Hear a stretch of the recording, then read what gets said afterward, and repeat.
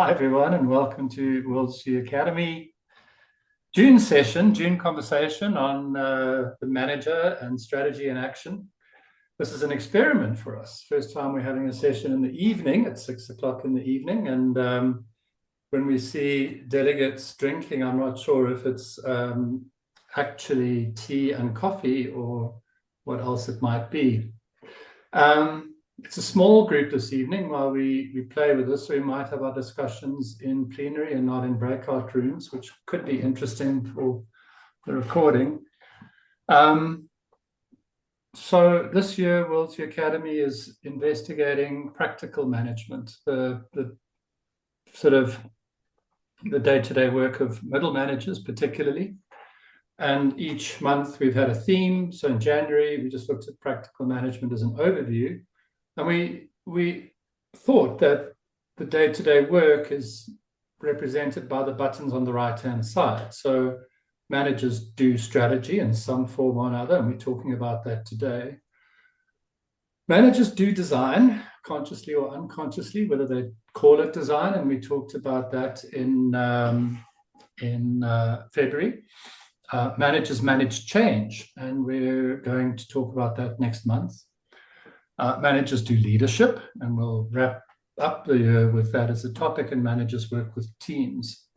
So today we're kind of taking our build up for the year and looking at strategy in action. With the question, why does strategy so often fail to land? And what could you do about it? As usual, the Café is a thinking space. We try to make it a conversation, and it's a shared investigation. So everybody on the call in one way or another is a participant.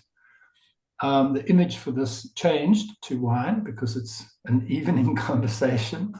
And there is a WorldsView tradition of holding what the Greeks used to call a symposium, which involved at least one and sometimes two glasses of wine. Anything beyond two in the symposium was closed. As a shared investigation into managerial space. So hopefully if you've attended the call for the first time, you know that we're talking with you, not at you. We are looking at strategies that fail or don't fully execute somewhere between the announcement of the strategy and the next strategy cycle. And I'm saying that just to make sure that we're not going to be tempted to talk about the quality of the strategy itself. So whether the strategy was a good or a bad plan, whether the goals were useful or not is kind of secondary to this conversation. It's more about the strategy gets formulated and then what goes, what happens next, what kind of goes pear-shaped. And as a kind of a teaser to that, we want to say it's about translation. We think that managers translate strategy. They don't as much make strategy, because that strategy making, we'll talk a little bit about the different kinds of places where the strategy making might happen. But then the managers translate it from one language to another. And the language translation is from executive speak to work speak. And as we say that, we're not saying there's one kind of work speak, that there's some perfect work speak that if you could just speak that, because every context and every business unit and every team will have a different kind of work. So managers are constantly trying to translate this strategy into work speak that makes sense to their unit. In the language of Henry Mintzberg, for those who follow us, they know we're kind of Henry Mintzberg fanboys and girls. We get the strategic apex, who are that sort of top band of whatever organizational size you have. We produce this executive speak. Then we have middle managers who have to try and translate it into measures that make sense in their unit, the implications for skills in their unit, the roles and jobs to be done. Something that's not talked about a lot is the conversations that happen. So the meetings, the agendas.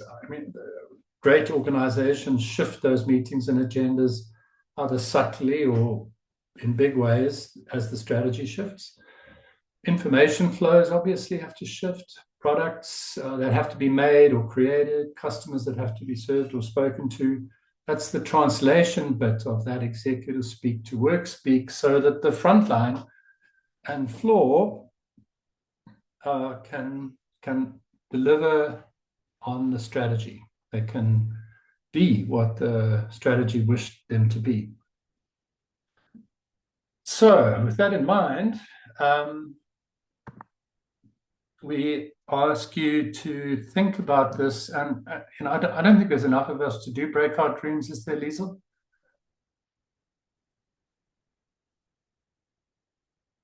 So what I'm going to suggest is take a minute to think about it on your own. And I'm not expecting everybody to come up with a story, by the way. But real data from your life or from your client's life of a strategy that failed to land or failed to fly. And if you've been following what we've been writing over the last month, you'll understand what we mean by failed to land or failed to fly, and think about what was the blockage. Was it understanding, coordination, systems, performance measures, resources, or something else, or the strategy itself, maybe. So take a minute and think if you've got a story to share, and then we'll see where that story takes us. Then, as usual, I'll share a little bit of content about some practical stuff that people can do to help strategy to land. And we'll talk about that again. And then we'll close up the call. So if you had a story to share with us, what would it be?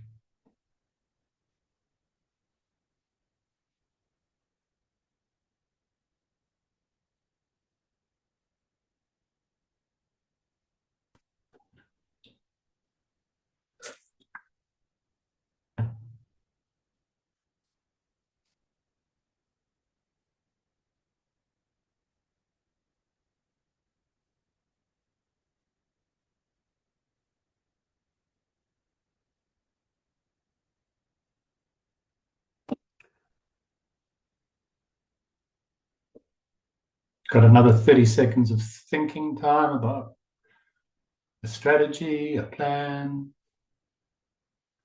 Didn't really roll out.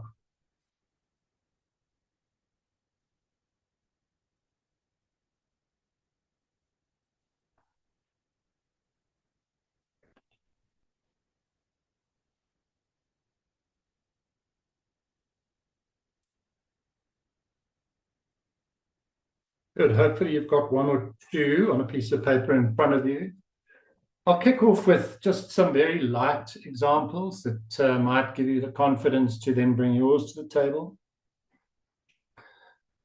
I was trying to count the number of companies recently. I was trying to think back on the number of companies that have had upgrade our systems on their strategic pillars or strategic plans for years.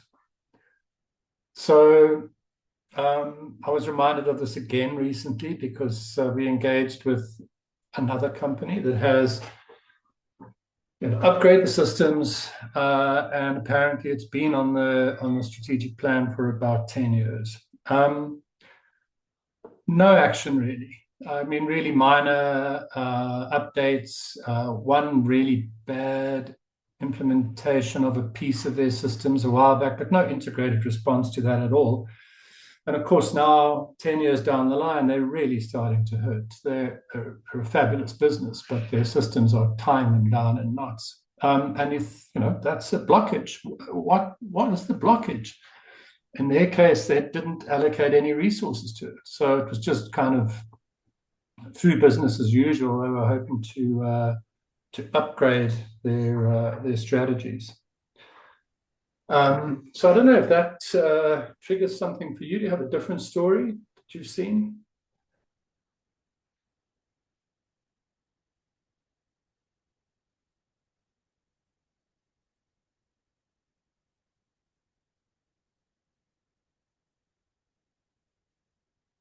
Nobody? I'll go. Is this open to, can we talk? Yes. No, you have to keep quiet. I've got an example I can share if Go, Beatrice. you're interested. My example, it's a very interesting one because it was in a not-for-profit organization, and it was in the child and youth care sector.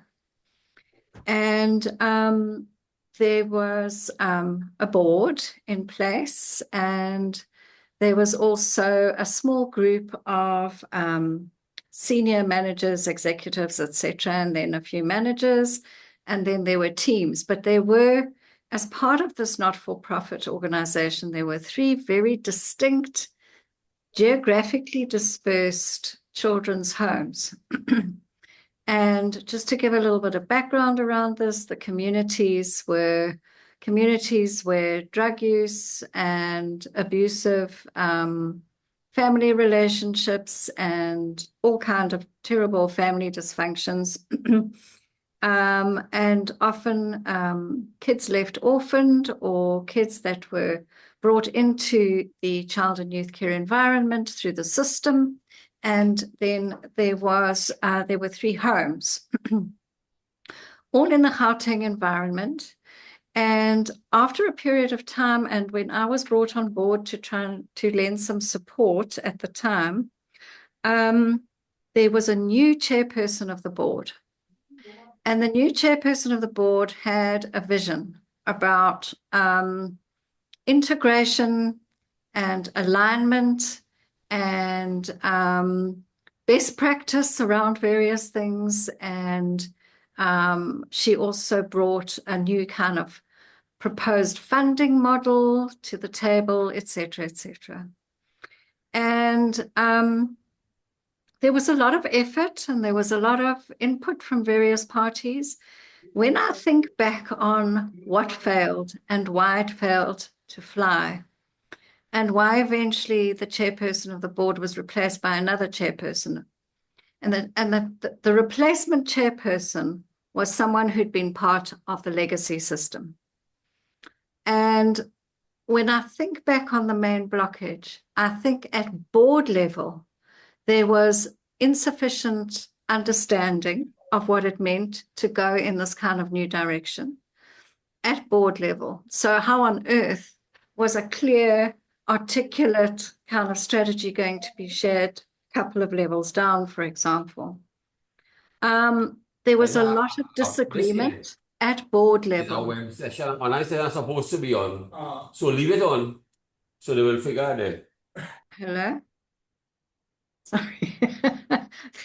There was a lot of disagreement at board level, and it became a very political kind of thing. And then in terms of fundraising and the new funding model, definitely inadequate resources. So I think for me, when I look back on it, and those of us that were flailing around in there and doing our best to kind of make this new thing work, and there was a lot of engagement with the next level down and the child and youth care specialists and external specialists that were brought on board in terms of trying to make this whole thing fly. It's fascinating for me to look back on it and think at board level, there was a level of disagreement that was never actually fixed. And so from there, the chairperson of the board was also playing some kind of senior role at the time. And so everything started to move in the new direction. And strategic objectives were set, and everybody was put onto a new sort of performance management system, etc. Performance measures were changed, etc. But it was very clunky. And then in the end, they went back to the old model. And the true integration never really took place. So I wanted to share that because it's a not-for-profit organization. And it was my first encounter of working in an NGO and a not-for-profit organization. And I have never to this day encountered such politics as I did in that environment. Thanks. Thank you, Beatrice. So story 2, you got story 1, which is just relatively simple idea, improve systems. 10 years on the strat plan, never really executed. You've got story 2, new visionary chairperson of the board, maybe a very good heart and a powerful vision. Chaos at the board level and never really getting traction operationally. Didi, did you have we'll take yours, and then unless anybody desperately wants to add another one, let's see where that leaves us. Yes. So I'm going to ask Samuel to also give context, because I could also have a completely different view around where the failures were. Or, yeah, not completely failed yet. So the company I work for, I would call what we're doing now more of a reset or a recovery strategy. And basically, the world isn't what it used to. Isn't what it used to be. Coal's not an infinite resource. I mean, I think you've seen in the news all the issues with fuel.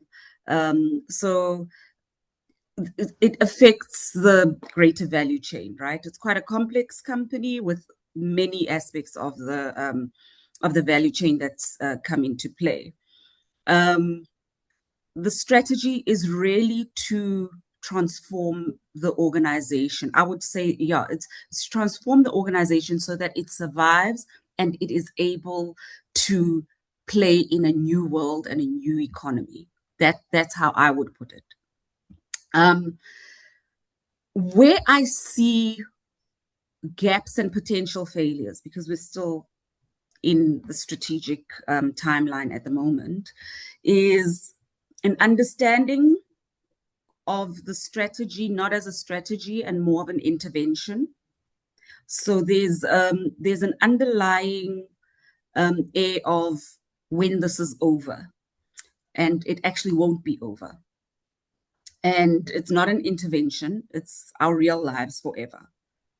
And then there's a bit of an issue in terms of leadership capability in translating the strategy, because there are multiple value chains. It's very difficult to translate it to say, what does this mean for me when I come to work? What am I going to do? And in that difficulty in translation, we don't have the correct performance measures. It's seen as something that's going to pass. Once it's done, we're going to go back to factory settings. I don't know if I've captured it correctly in your view, Samuel. Yeah, maybe I should talk about the part that I think has been successful, because being in that same company now for many years, I think for the first time we've actually been able to get strategy understood, maybe to middle management level. I don't think it's right through, but there's real evidence that it's understood. And the things that Dee was speaking about is definitely that it's work in progress. It needs to continue. But yeah, I think there's some valuable lessons that I think we can share on what actually worked. I'll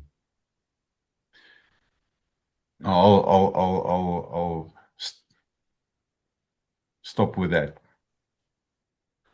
Can I ask Samuel just for one piece of detail between Samuel and Didi, because I'm really excited about just that first transition of middle managers kind of getting, and I just want to clarify, they're getting the concept of what it means, strategy as a concept, or they're getting their teeth into your organization strategy finally. So that's just the first piece of clarity. Are they becoming better strategists, or have they finally translated some aspect of the strategy? And then the second question is, how long did it take? So when was the strategy announced, and when did you start seeing some signs, some green shoots that it was translated? Well, the strategy was announced in May last year. And then there was quite a huge mobilization of the organization behind the strategy. I think the struggle of translating it was really quite tough. But it boiled down to what do we need to do in each part of the business. So, for instance, on production volumes, it was clear there was a direct line to what we had to do in terms of production volumes, and there was a huge effort, and they were extremely successful for the first time in years. What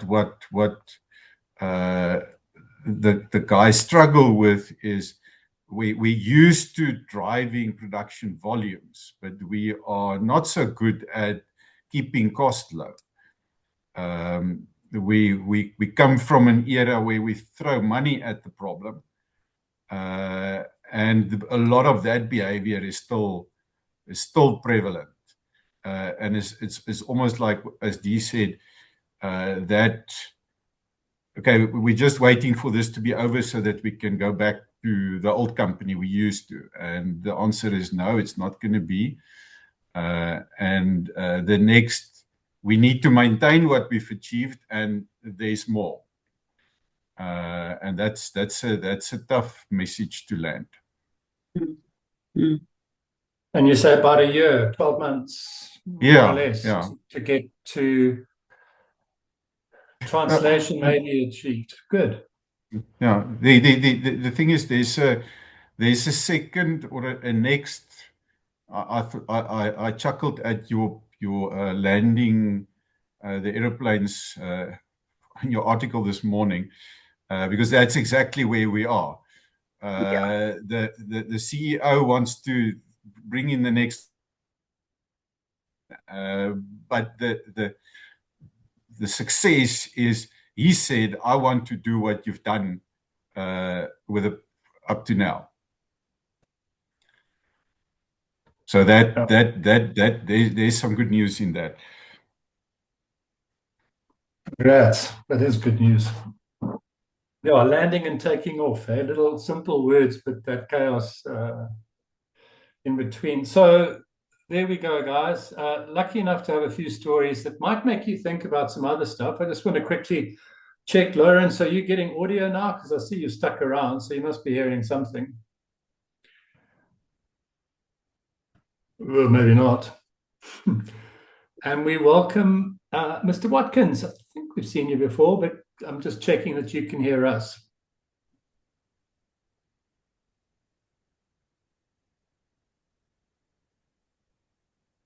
We've been ghosted by Lawrence and Mr. Watkins. Lawrence went back out and came back in, and now at least he's got a microphone next to his name, which he didn't have previously. So I think that's true. Hello. Sorry, I hope you can hear me. Hello. Say, Lawrence. Sorry, man. Just a bit of a technical glitch on this side, but it's on my computer. I have to sort it out. The one moment it switched between audio, computer, and then to headphones, and then it just goes dead. So I'm still with you. So I'm following. I try to lip read. Craig, you just need to speak a bit slower, and I can follow you. But please continue. I'm on. All right, friends, colleagues. The point of that first exercise is to try and now make it salient. So we're following a process here. You've got a kind of a picture in your head, and now we'll try and give you. Firstly, this question you ask yourself is, where was the strategy itself flawed? And I think Beatrice's story gives us a hint of that you conceive of the strategy in some sort of ivory tower, and there's nothing more ivory towerish than the boardroom. And when I always used to think that it was a Mike Tyson quote, everybody has a plan until they get punched in the face. But it turns out that it's actually from the Iliad, Homer's Iliad. And somewhere in the Iliad, it says, we all have a plan until reality strikes us. So you come out of the boardroom with the best intentions in the world and face an organization and a world that is not interested in your story. So there's definitely some connection between strategy and operational reality that has to be in play.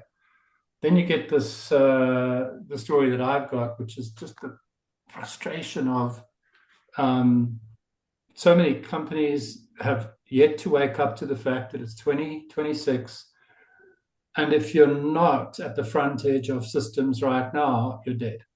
And I'm being slightly over dramatic, but your core operating systems are the deciding factor, I think, about whether you get to play in the future.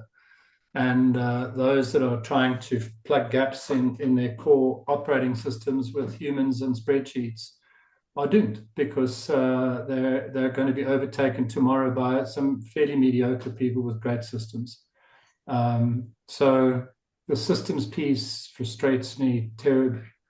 And there, I think, the strategy itself can't be flawed. If you've had systems development on your strategy deck for 10 years, there's nothing wrong with that idea. There's an execution problem, and there they just didn't allocate resources to the work. So they just don't take their own strategy seriously enough.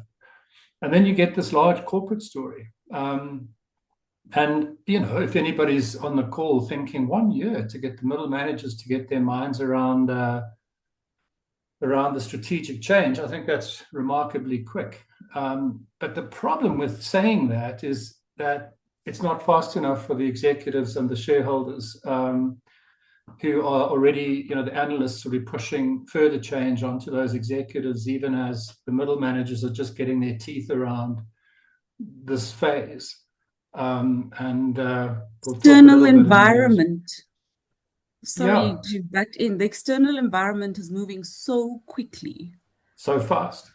Yeah. So whatever the cause may be, what we're looking for is this theme where the environment moves faster than the organization can. And then what we have to watch out for is the Beatrice-like situation where the board thinks that the organization is going to be able to move faster because they said it should.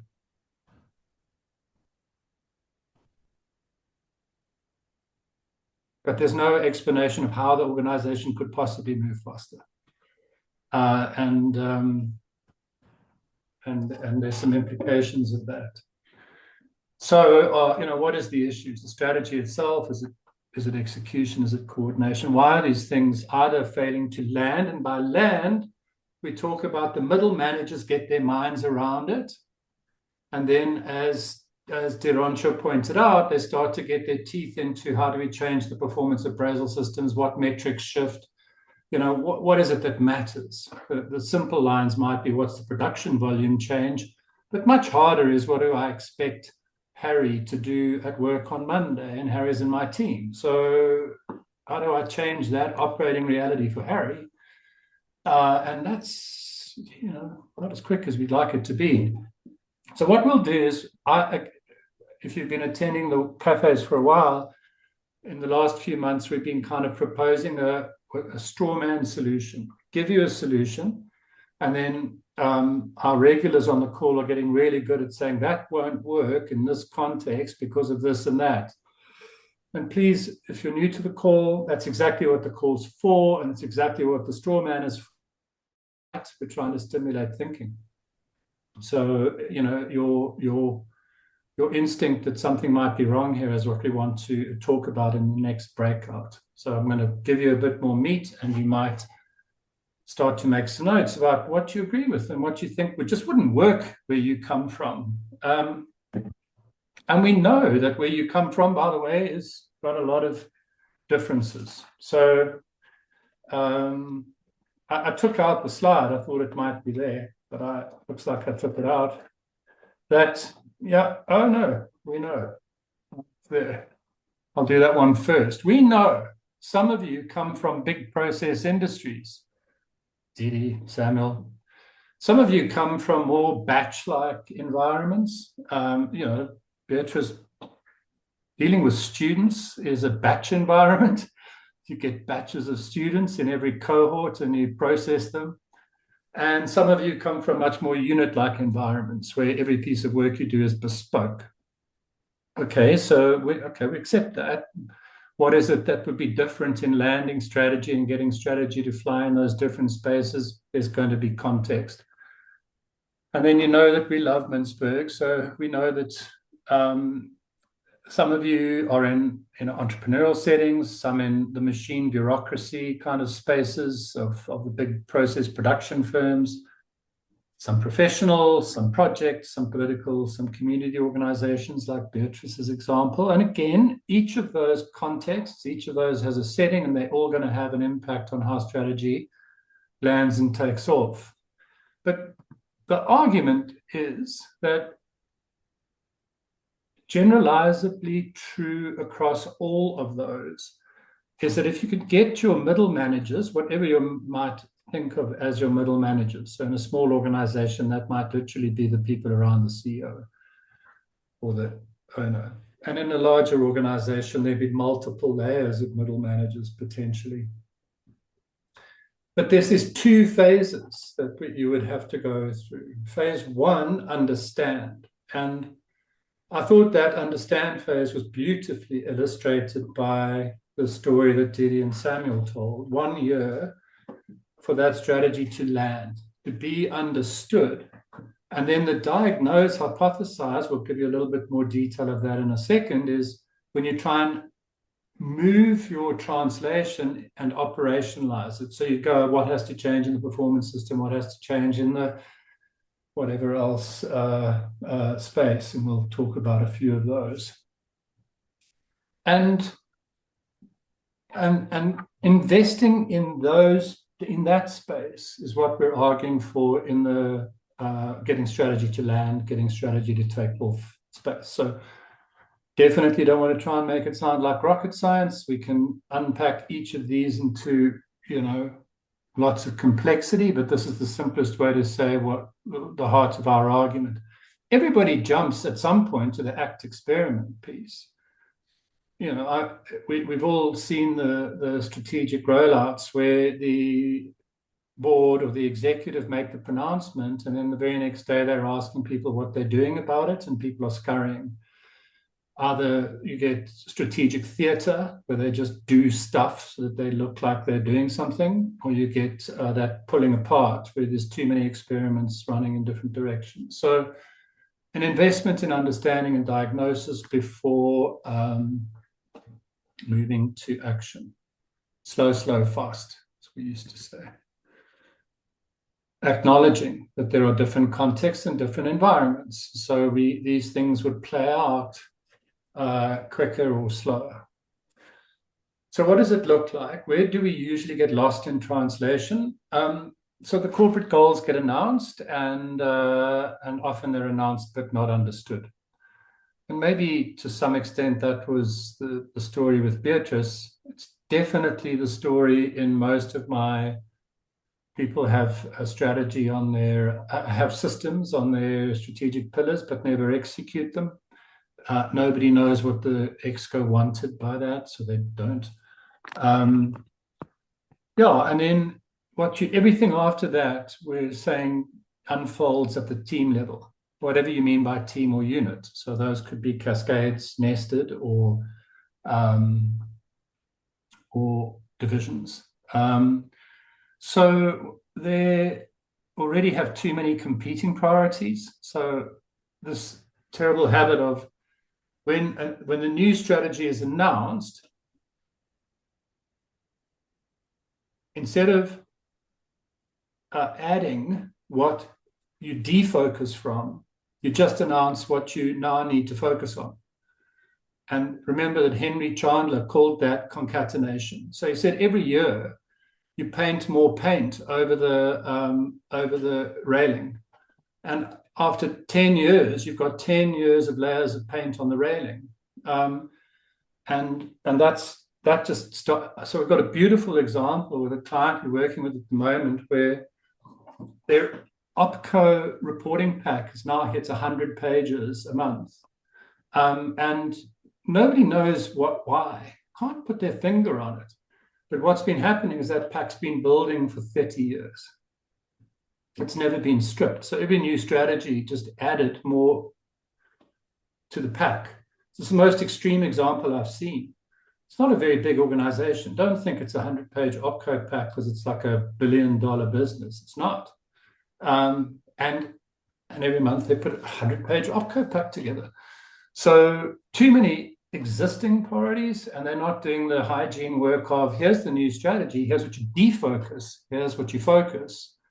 And that is so powerful because all of your operating dashboards can then clean up. People can implement that kind of instruction in systems, in policy, in all sorts of spaces. So, yeah. And then, of course, when those managers weren't involved in the conceptualization of the goals, then you've got to invest time in them understanding those priorities. And in some cases, that could take up to a year. And then you get to this next phase, which we heard from Didi, which is, okay, now let's translate that. So how does it affect the processes in my unit? How does it affect the systems in my unit? KPIs, measures, meetings, agendas. And there's a whole translation piece there. And that is design. That's all design thinking. And many of the managers, unfortunately, have lost touch with or never really been supported in developing that kind of design thinking. It seems so easy when you just say the words, like tidy up the KPIs, tidy up the meetings, all of that, but it is design thinking. And it really needs to be supported in kind of context specific. So we're back to this, if you're in a unit, batch or process environment and whatever the environment is, just like really helpful tools to help managers locally make those calls on process system KPIs and so on, always assuming that those things are not controlled by the technocrats. And by the technocrats, I mean HR controls the KPIs so the managers can't get to them. And IT controls the systems and the managers can't get to them. And I don't know, some executive controls the meetings and the managers can't change them. Because if you can't shift those things, then you actually can't change the work. Again, it's 2026. So those things drive behavior so clearly and so firmly that if the goals don't line up with the process system KPIs and meetings going on in the unit can't shift at all. So it might take you 1 year for the managers to get it in the priority space. Well, then you could be stuck for another 2 years while the IT guys say, well, we have to move from the Microsoft environment to whatever, somebody else's environment, and we can't possibly change the information flows until then.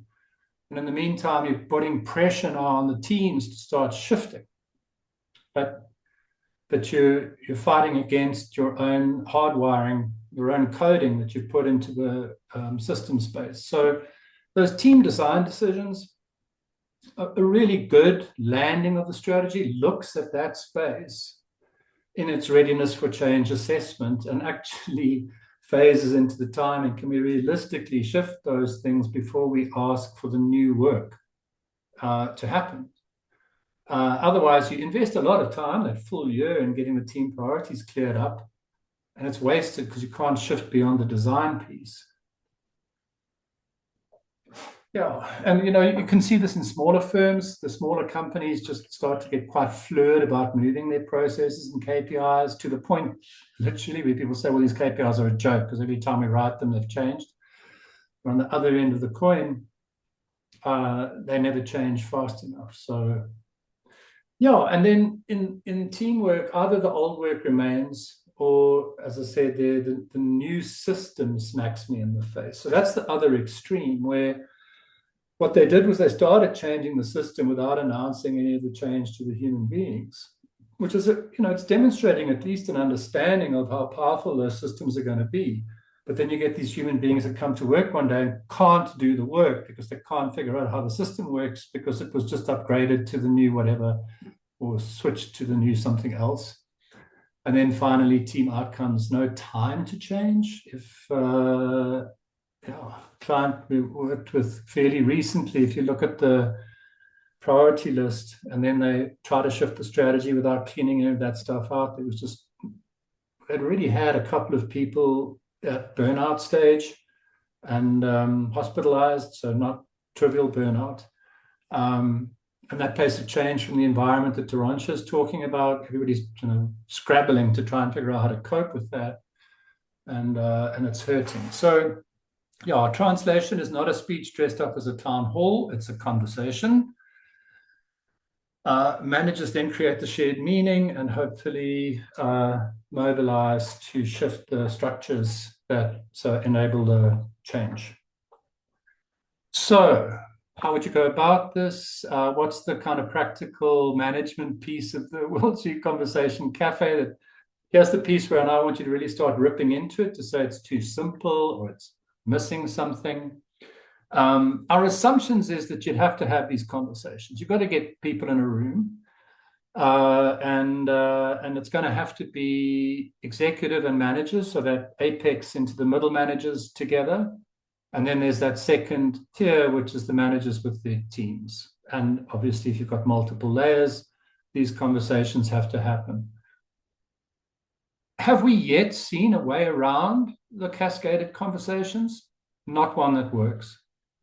So either it's in the DNA of a company to be in conversation all the time and they have it, it's fluid, or, they're a very small company, so they kind of talk together at the coffee machine all the time, or they're a structured bureaucratic hierarchy and they've got to formally have these discussions. But every time it's skipped, we haven't seen a single successful change case that I'm aware of. If any of you are aware of some, let us know. So we're assuming intact units of people, and we're assuming some kind of process facilitation. Again, we've seen managers try to take a practice that are not trained as kind of facilitators, and they just fail to get the dialogue. It turns into, my favorite example of this is town halls. I don't know how many of you remember what town halls were, when they began, but they were dialogue. I mean, you would put powerful people in the room, but they'd be there to take a lot of abuse from the people in the town hall. It was very direct and it was conversational. Now we're getting these corporate presentations where the executive comes in, calls everyone together for an hour, speaks for 55 minutes, and then says, are there any questions? And that's supposedly a town hall. It's not a town hall. It's a presentation. So what often happens is these concepts and processes just get hijacked and repurposed, and then the concept creeps, and all of a sudden all of its value's gone, but you can still tick a box and say, we had a town hall, we had a dialogue, we had a whatever. So anyway, I'm assuming something a little bit more professional than that. And the objective would be that in each layer, the next layer down feels heard, understood, resourced, I'm adding that, and they understand how the measurements are going to change and shift. So if you want your strategy to land, the next layer, that layer that's landing on, would have to be heard, understood, resourced, and have shifted in their measuring. And the goal would be, how could we get closer to that in a relatively simple workshop? So here's the design, and this is my last slide before I put you away to talk about it. And it's not that complicated. It's a workshop in 4 parts. The sense-making piece, the understand. I've taken the kind of diagnosis piece that the managers need to do, and I've broken it into 2 big chunks. The one is the systems translation, and I've put that first. For those of you that know what WorldsView used to talk about in terms of the ENA landscape, the establishment landscape, we would say purpose, then process and capability, then systems, then roles, because of the primacy, even back in 2010, of systems on our lives and tools on our lives. So if the tools don't, match the strategy, then, well, you've got to deal with that first. So sense making, systems translation at the unit level. So this is not just corporate level. It's in my unit. What do I need to do more precise batch measurements on process flow? Or what do I need to do better communications with clients that are in different territories or whatever it might be. Then you can do the performance translation. So what are we measuring? What outcomes matter? You can't do the performance translation until you understand the systems translation, because 9 times out of 10, you won't even get the performance data unless the system is shifted. And then finally, the move to action and commitment. So this is really simple. There are much more complex. And then, if you've got a process facilitator, you would facilitate each of the conversations underneath those headings. Where, the purpose is not to explain the strategy. It's to help the middle managers of the next line understand how that strategy will work for them and how it will be resourced and how it will be executed. Again,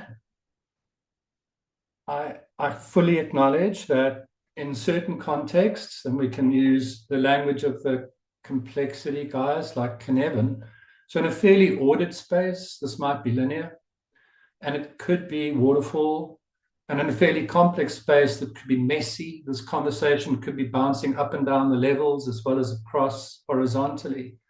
But I don't think it's a different conversation. And I don't think you resolve it in different phases. I think the phases are sense-making, systems translation, performance translation, and commitment. Might just be that some of them all get done in a 3-hour workshop, and others take, 3 months with different parts and different stages.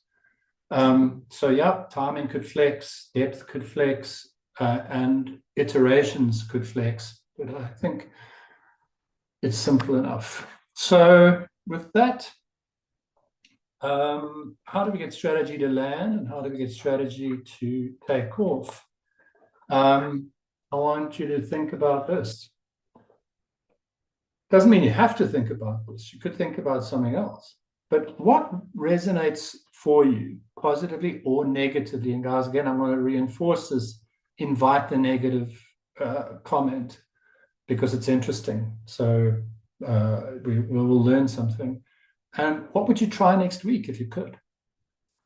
Take a minute. And to be really clear, Doroncha's just reminding me how much I need a facilitation masterclass. When you are ready, unmute and make a contribution. Thanks, Didi, for the reminder. What do you think?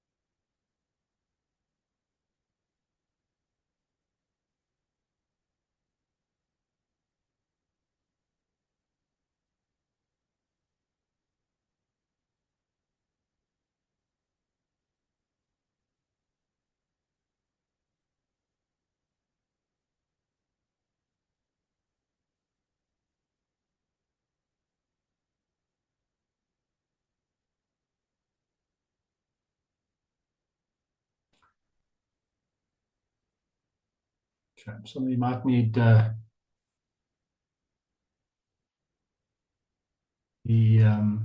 prompt of, what is it that we're supposed to be critiquing again? I can't remember what he had on the slide.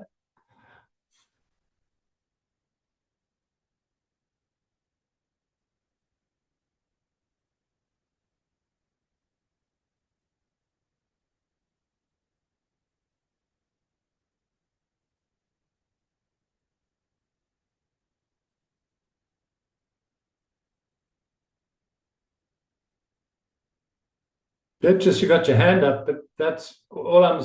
Please just unmute and dive in. Thank you for putting your hand up. It's very civilized.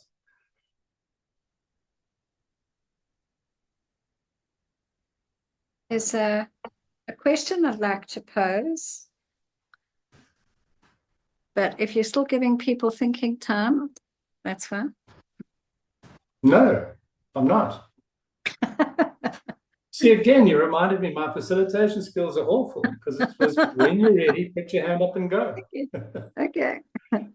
I just want to speak to sense making. And I think, ancient town memories of horrible town hall gatherings, etc. But and I think in some organizations things have changed dramatically. But in terms of sense making, and one of the things that I think is often feels like it's lacking is spending time unpacking the current reality with whoever it is that you're engaging with. I mean, where are we? What's got us to this point? What's happening in our environment? What's happening globally, locally? What's happening in the industry? What have we been doing well? What's not working for us anymore? For me, a lot of that kind of stuff is often lacking. So we have the sexy strategy stuff, we have the slide decks and the shows, and we engage people for storytelling. We get the storytelling stuff. Sorry, that's my grandfather clock going in the background. We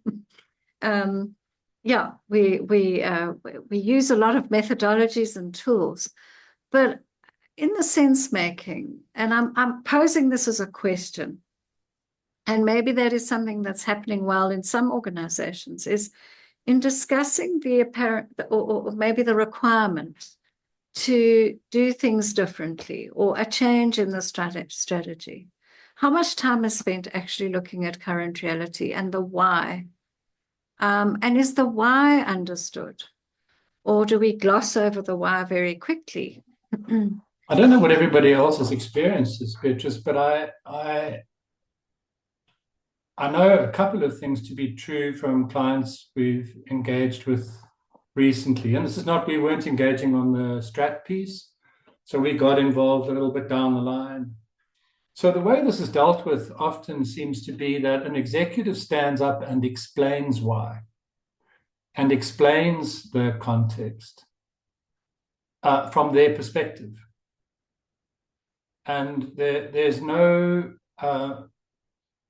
very little investment of time in that being a conversation. So that piece that you're rightly calling these town halls, that's where a lot of the sense making is supposed to happen when you're engaging with. And again, I don't know how general this is, but we've seen organizations where the middle managers are lumped in with the affected group. So there's no special deployment into the middle managers. The middle managers are coming into the town hall as unsuspecting as the rest of the general population. And then everybody is being subjected to an explanation of the context and no sense making at all, other than the sense making of the perspective of the person who's telling the story. So I don't know if that's the experience of Dimi in the public sector work or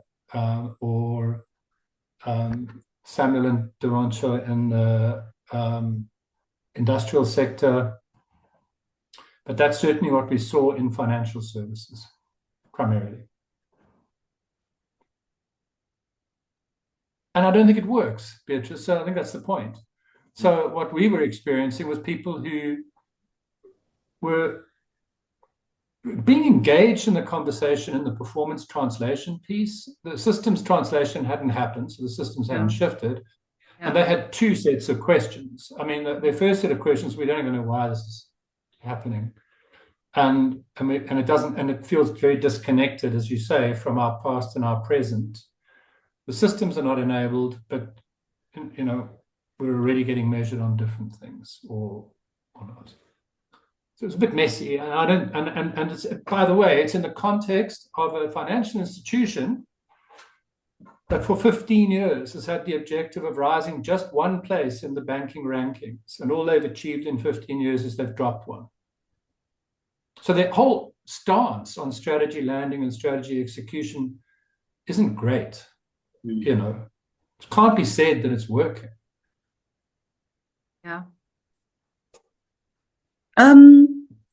So from my perspective, and I'm going to say this time because I wasn't around for the other times at the company, the sense making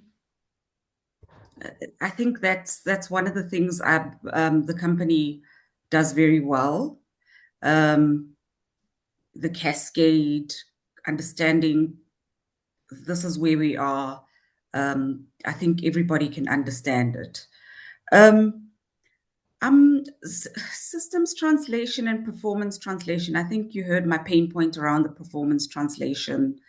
To actually truly activate the strategy and get the results that you need, I don't think we're there yet. I think everybody understands what's going on, but not everybody understands what they should do. And I think one of the things for me that in this discussion raised a red flag was the technocrat conversation. We have a big... Samuel, tell me if you think our functions are the big technocrats of the organization. We have huge functions, world-class functions, but they do not understand how to truly enable business in a changing environment, which is very difficult to move systems and performance along. Yeah. She threw the ball at you, Samuel. I don't know if you want to pick it up or just bat it back. No, I agree with what Deronso is saying. I think there's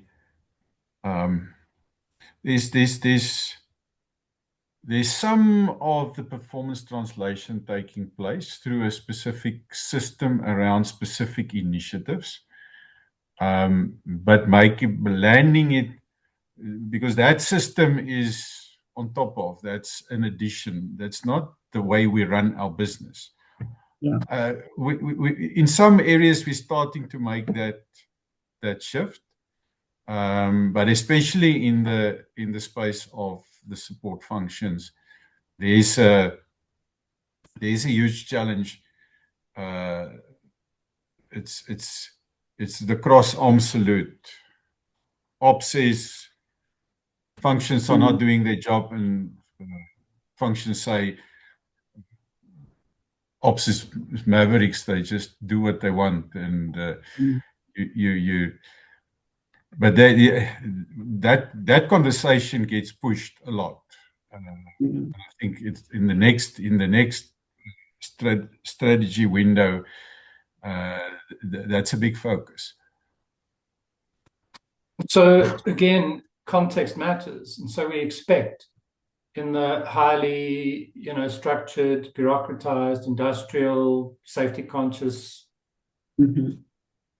legislative, regulated spaces, the technocrats are strong. There's a lot of regulation in each of the functional areas that, if the operation is supposed to be agile, its agility is constrained by that technocratic stranglehold, often overtaken by young startups who can reinvent the technocrats in small entities. So they can have a strong operating core with light technocrat.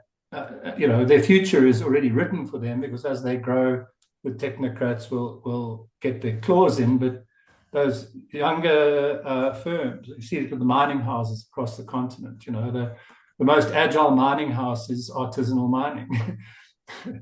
Not much technocrat there. So, and then on the other end of the coin, you get the small organizations with very little functional support, and weirdly, they're in the same boat. If they don't get strong, at least technology functions and HR, they can't expand, because we've got stories like Africa is going local. So this whole idea that it's just the West that is getting a nationalist flavor is not true. Africa is increasingly committed to use my people, use my minerals, my resources, my staff, my company. It's all going to be here. and then you need incredibly strong support functions to deal with the different HR, the different tax regimes, the different legal regimes, the different mining legislations, so suddenly your technocratic crew has to grow, even if you're a small to medium-sized firm. Yes, so sense-making, systems translation, performance translation into commitment. As I said to you, it's a very simple 4-stage move, highly dependent on context. Did Jimmy, Mbali, Beatrice, anything else that you guys want to add before we start heading towards 7:30 and that whiskey that you've been putting off for so long? Great, if I may.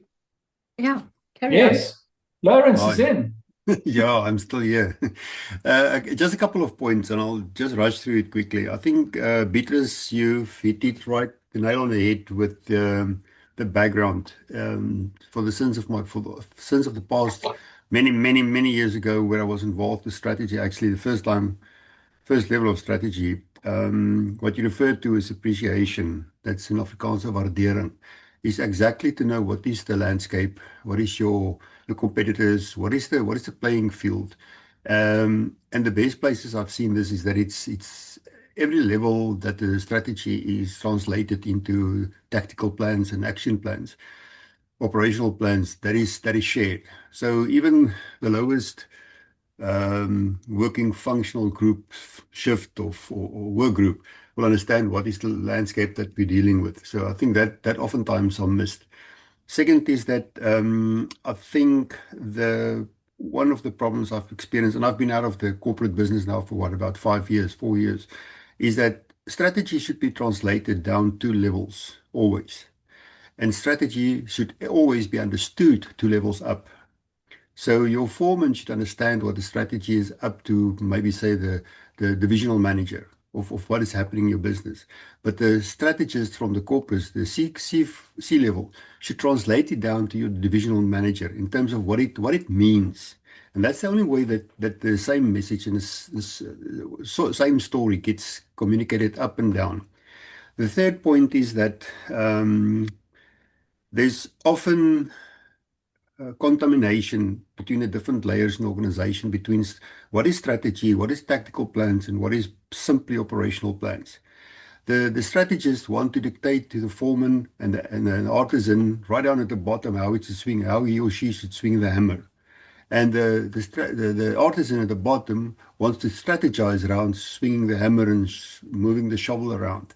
So they completely miss the point. The fourth point around this is that accountability, autonomy, and accountability, authority, and accountability should always be kept in mind. Sometimes you need to take route B because route A is not a viable option, and then the strategists decided that the option A is the only option, and that's the only way that you're going to do it. Maybe allow the people in the middle levels and lower levels actually to be able to understand they know the tools.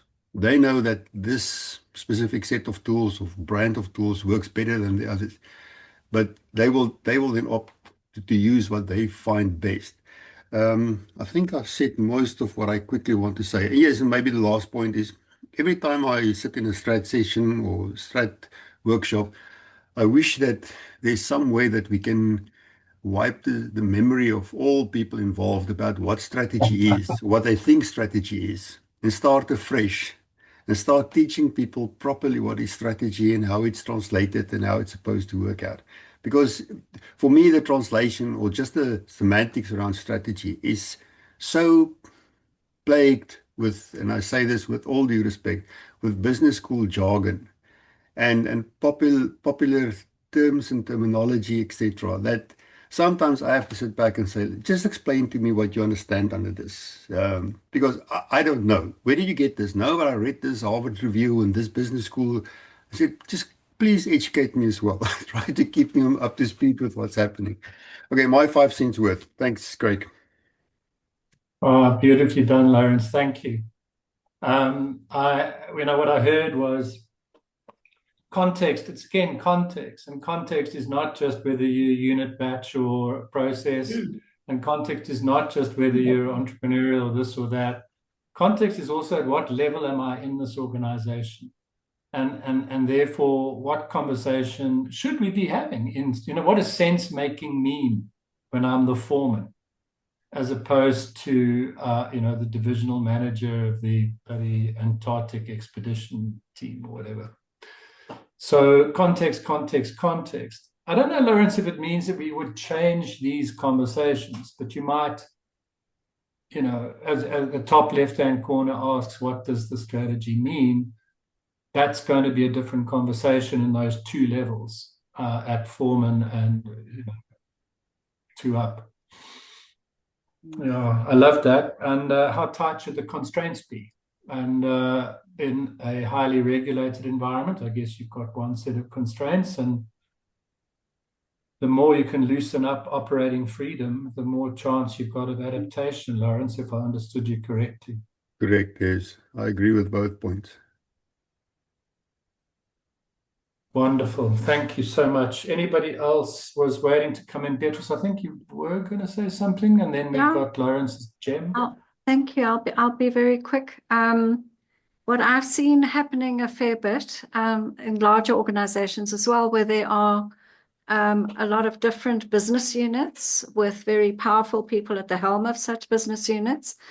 I think very quickly from the systems translation and performance translation aspects, very quickly you can start to see an eroding of what was initially agreed as what would be the systems and performance enablers in terms of helping to land the strategy.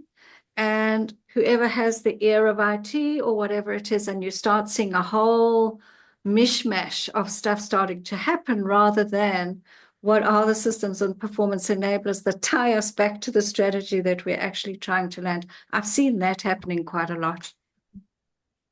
And Beatrice, I don't think it's done out of evil intent. No. I think it's incredibly hard. It's so difficult to do the systems translation piece.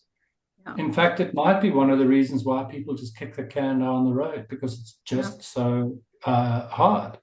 And the consequences of getting it wrong are visible, and so it's a political risk to take that piece on. So on the one hand, it's the critical enabler, and on the other hand, you have to be a very courageous person to lead it out, and then is it art, craft, or science that helps you get the systems done? Very good point. About that. I know Lawrence will just be rolling his eyes like, what kind of business school jargon is that? But is it art, is it craft, or is it science that you can get those systems pieces right? Yeah. I at least put it that most of our systems, the big ERP systems, the middle-sized, any smaller organization can get access to some reasonably good systems now. It's not the science part of it that's struggling so much. There's a craft to being the great technology translators and getting those systems working. Absolutely, yeah. Anyway, we end up with system stew, don't we? We end up with this porridge that in a case we're looking at the moment, they're not enabled at all by their systems. They're disabled by them. You're getting loss figures of like $1 million a quarter, and all of it points back to, and it's a medium-sized company, so this is not trivial for them, on systems values. Good, guys. We've talked about how do you land strategy, and then how might you get it to fly. We've done that with the intention of getting you to think. This is the WorldsView Conversation Café. It's not a lecture space. If it was a lecture space, I could have prepared 60 slides with lots of detail. And there's a place for lectures and there's a place for conversation. I love you all so much for coming and being part of this one. You've got the slide up in front of you. The closing thought I have for you is this. Firstly, strategy matters. I think whether it was Lawrence, whatever we mean by it, establishing some kind of sense of direction and some concept about how it's done. that those two things, when you're an organization, a group of people trying to get something done, that thing we call strategy, where are we going? Why are we going there? How do we think we're going to get there? That drives the design, drives how we share the work out amongst ourselves. It inspires change. It is the activation of leadership. Without some sense of direction, there's no need for leadership. Leadership is about going somewhere. It's not about standing still. But it seems that groups are just not naturally good at shared sense making, especially the moment there's a hierarchy in the group. We start to tell and not talk. We are in such a hurry at the top that there's no time to discuss with the foreman how he wants to swing his hammer. At least nowadays. I don't believe it was always that way. I think that we were a little bit more paced before, and we live in an environment where our perception is that that survival means if we're not announcing a new strategy every 6 months, then we're not moving fast enough. So I think this is an obvious space for OD expertise. If you have got facilitation and sense making expertise, this is a good place for it. And as you heard, I don't believe there are shortcuts. I think there's only the benefits of practice. So the more you have these kinds of conversations, the more those groups get better at having them, and then they can have them quicker.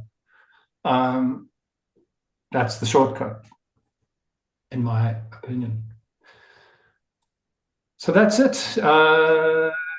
July is our next one. And I'll have to get input from my boss, Liesel, to see if we're going to stay in the evening or go back to the day or do some hybrid thing. Let's do July's a quick talking vote. about managing change and adaptation. So it kind of flows. You can see how it flows now from design, strategy, change. We're dancing around the same topics. Why is change poorly enabled? What do we mean by that? What is complex change? Can systems and tools enable and constrain? Are managers central to it? So on. Most of these, you on the call is fine. Lawrence, of course, is voting for let's do it again at 6. Thank you, Lawrence. I enjoyed it at 6. I just think that I might be asked permission to bring a glass of wine next time. Yeah, so if you can join us for that conversation, please do. You guys are all, by and large, very close friends and family of WorldsView.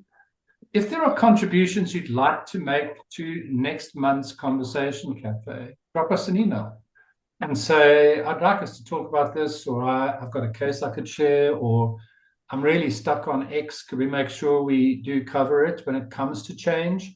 Because the quality of your questions to us as we build up will change the conversation. And I don't want to have one that bores you. Or me. Good. Any closing words from everyone? Anyone? Anybody want to say goodbye to each other? I'm happy to see everyone today. Goodbye. Bye. Good Happy to session. see Bye, you. Samuel. Thank you very much Bye. indeed. Bye, That was Lawrence. great. Bye. Ons sal incheck Yes, gang. Samuel. Okay.